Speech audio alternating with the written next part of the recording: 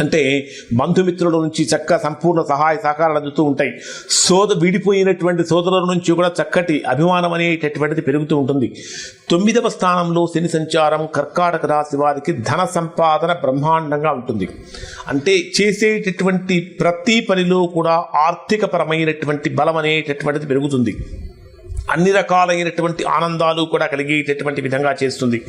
సంతానపరమైనటువంటి విషయాలలో 9వ స్థానం అనేటటువంటిది ఇప్పుడు మనకు పంచమం అంటే 9వ స్థానం అనేటటువంటిది సంతానపరమైనటువంటి విషయాలలో కూడా చాలా గొప్ప ఫలితాన్ని కర్కాటక రాశి వారు పొందుతారు.